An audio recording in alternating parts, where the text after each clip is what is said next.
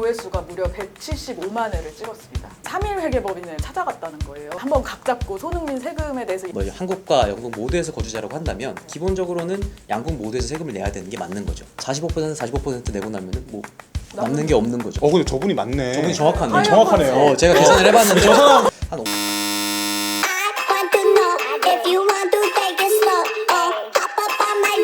안녕하세요. 와. 얼마 전에 저희 라인업에 쇼츠 영상 손흥민이 귀국하자마자 향한 곳은이라는 콘텐츠가 있었는데요. 그게 조회수가 무려 175만 회를 찍었습니다. 회계법인, 3일 회계법인을 찾아갔다는 거예요. 왜 갔을까요?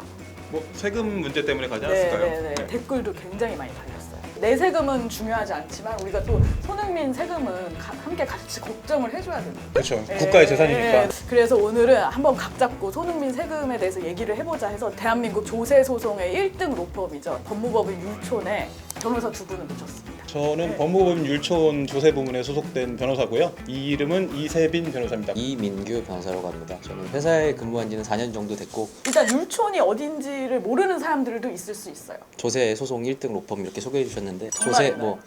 정말이죠. 네. 당연히 자세히 말하면 변호사법 위반이 될 수 있기 때문에 그래서 광고를 하면 안 되기 때문에 네, 일단 네, 뭐 네. 조세만 하는 건 아니고 종합적으로 이제 모든 분야의 업무를 다 할 수 있는 흔히 말하는 대형 로펌 중에 하나고요. 약간 드라마에서 이렇게 조세 변호사하면 약간 비열케 약간 그런 느낌이잖아요.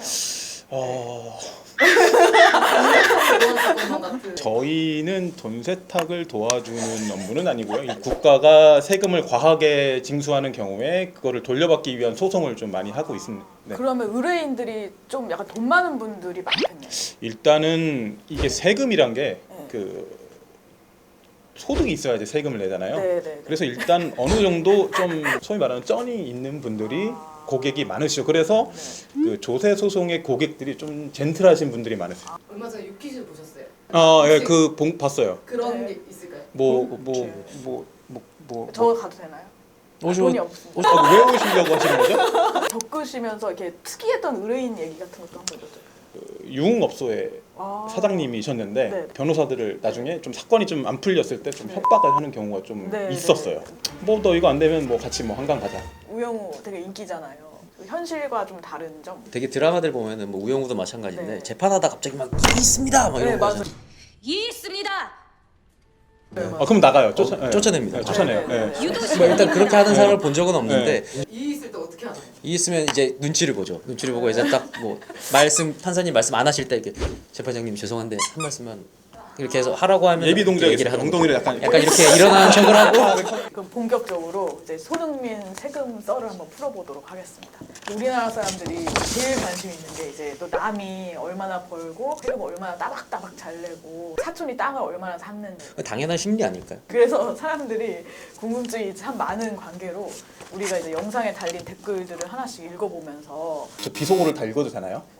뭐 같겠다. 160억 벌고 영국에서 한국 그래도 손흥민 걱정은 하는 게 아니다. 한국에서 내는 건 한국에서 찍은 CF 같은 것만 내는 건가? 영국에 세금을 낸 국적 취득 안 한 외국인은 세금 안 내지 않나? 한국과 영국에서 두 번 떼이는 게 맞습니까? 그 세법에 보면은 거주자라는 개념이 있습니다. 이제 국내에 주소를 두거나 아니면 183일 이상의 거소를 둔 사람을 의미하는데요. 여기서 주소라는 거는 생계를 같이 하는 가족이나 국내에 있는 자산 뭐 이런 것들 뭐 생활 관계가 어떻게 형성되어 있는지에 따라서 판단을 하게 되고 주민등록 안 하고 그냥 머물러도 그게 거기서 살았다는 게 입증이 되면 이제 주소나 거소가 될 수가 있는 거죠. 네. 183일이면 1년의 절반. 네, 절반입니다. 그게 딱 그 네, 기준이에요. 절반 초과하는 거죠. 그러면 손흥민 선수도 한국에 거소가 있다고 지금 볼 수가 있는.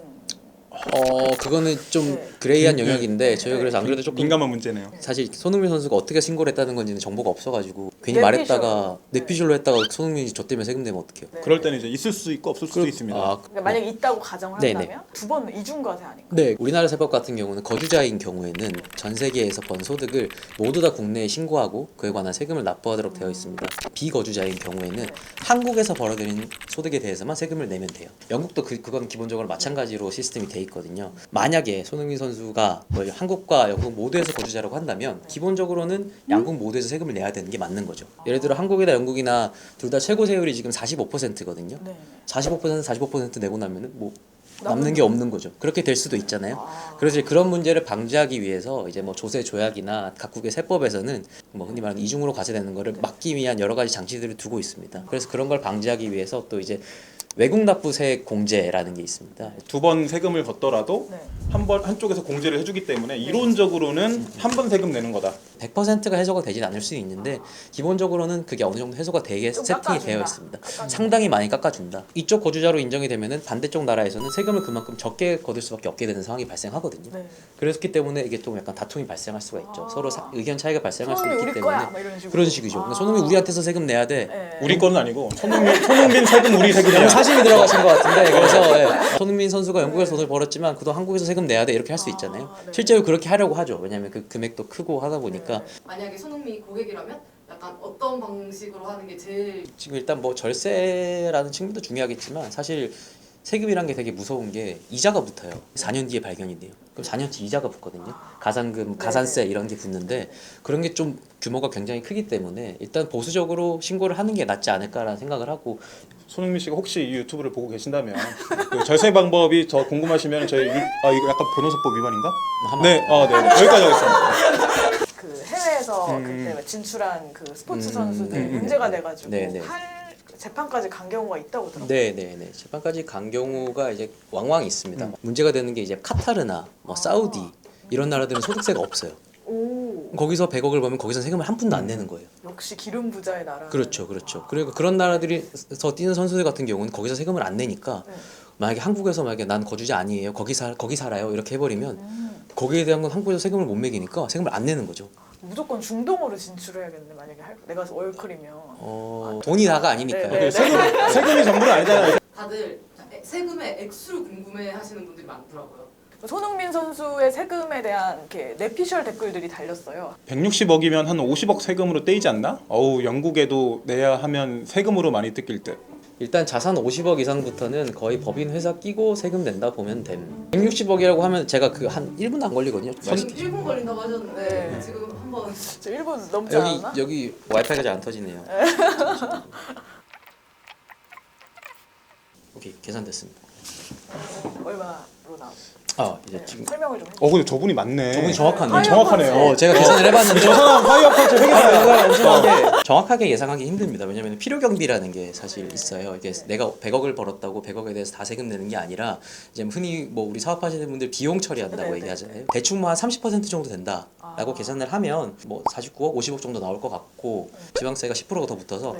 한 55억 정도 나올 것 같고 거기다가 뭐 건강보험료나 이런 것들이 네. 또 부대적으로 나올 것 같고요. 마지막 질문. 월클 탈세 국룰인가? 날강도 메시 사건. 날강도랑 읍두랑 메시도 걸리기 전까지 잘 내는 줄 알았겠지. 크크. 메시는 아버지가 한 거 아니냐? 솔직히 읍두, 메시 등의 선수가 탈세한 거 너무나도 이해감. 초상권 수익이라고 얘기를 하죠. 초상권 관련 수익이 많은데 그거에 세금 내는 거 좀 아까워해요. 그걸 피하려고 흔히 우리가 전문가들은 조세 피난처라고 얘기를 하는데 호날두가 거기다가 이제 페이퍼 컴퍼니 유령 회사를 하나 세우고 거기에 초상권 수익을 몰아놓은 거예요. 한국 돈으로 한 180억 정도 됐대요. 벌금 좀 내고 뭐 징역 뭐 23개월인가 이렇게 해서 하는 걸로 이제 딜을 하고 혹시 우리나라에서 그 정도 탈세하면 어우, 그냥 오우 그 법 중에 조세범처벌법이라는 법이 있어요. 의도적으로 조작해서 과소 신고하는 경우에는 형사 처벌을 받아요. 네. 조세 범죄에 있어서는 좀 매우 엄격한 법 제도를 갖고 있습니다. 호날두 우리나라 사람이었으면 징역 같다. 호날두는 우리나라 사람이었으면은 징역 가기 전에 이제 네. 그 국민들한테 맞을 것 같아요. 썸네일 뽑으려고 하신 것 같은데 우리나라였으면 날강도 징역 같다 이런 거 하시려고 하는 것 같아요. 일단 한국의 국민정서법도 위반을 일단 한 차례 했기 때문에. 그쵸. 예, 용서할 수 없죠. 가중 처벌하죠.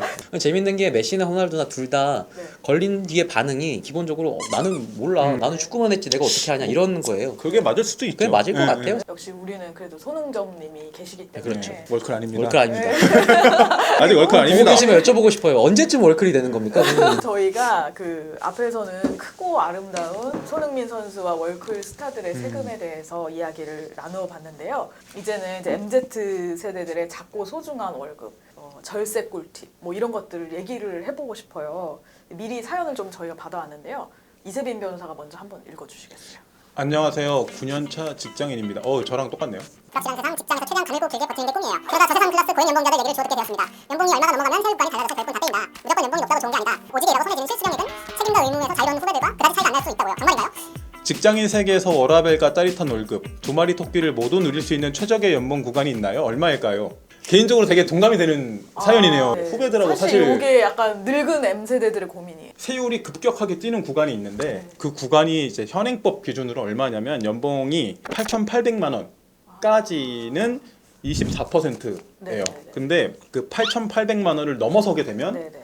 세율이 30%대로 확 쪄요. 굳이 저렇게 뭐 최적의 연봉 구간이 있다고 치면은 제가 봤을 때는 8,800만 원이라고 볼 수 있는데 그거인 즉슨 일단 국가에서는 고액 연봉의 기준을 8,800만 원으로 보고 있는 것 같아요. 이제 두 번째 질문.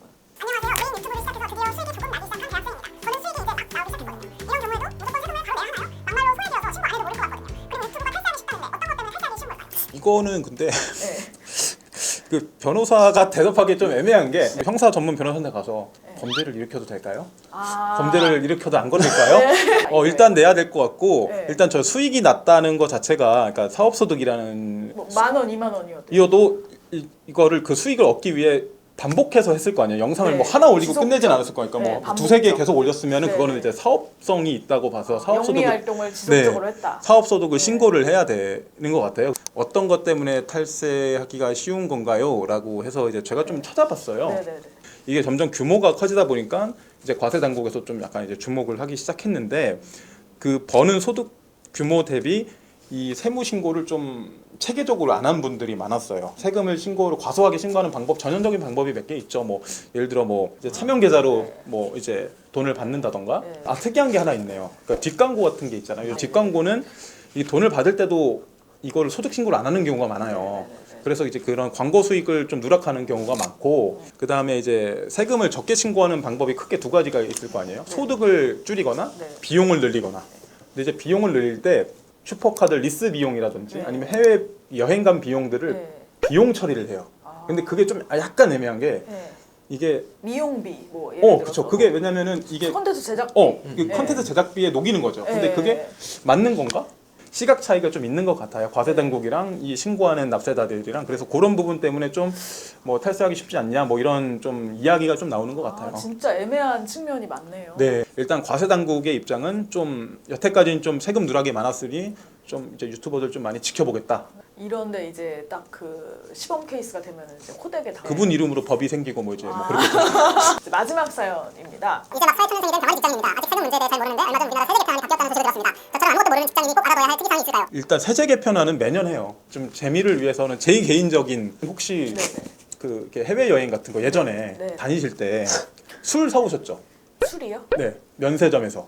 그 트렁크에 몰래? 아니. 면세점에서 뭐 이게 뭐 면세점에서. 위스키나 간단하게. 뭐 400불 한 병이었어요. 저희가 이제 술 좋아하는 사람들은 네네. 저희가 두 병으로 들었습니다. 네. 400불이 가능한 거. 아닙니다. 합산해서 400불입니다. 그러면은 비싼 술 좋아하시는 걸로 알고 있는데 저는 뭐 싼 술 좋아합니다. 저희 같은 네. 술쟁이들한테는 정말 좋은 네. 정보다. 저희가 누군지 네, 모르겠어요. 도대체 저는 아니에요. 저희- 저 말씀하시는 유튜브를 보시는 분들. 불특정 다수. 네. 직장인들 대상으로 그냥 개인적으로 알려주고 싶은 그 근로소득자분들 연말정산 하잖아요. 네. 회사에 이제 뭐 연초에 이렇게 네. 하는데 그 보면 회사에서 뭐 알아서 잘 했겠지 하고 대충 보고 그냥 얼마 받아 이것만 체크하고 넘기시는 분들이 있는데 의외로 거기에 누락되는 게 좀 있을 수가 있어요. 단돈 몇만 원 몇십만 원이라도 더 받을 수 있는 건데 그걸 못 받는 경우가 귀찮다고 안 생기거든요. 하지. 귀찮다고 안 하는 네. 경우에 눈 좀 아파도 좀 찾아보시면은 네.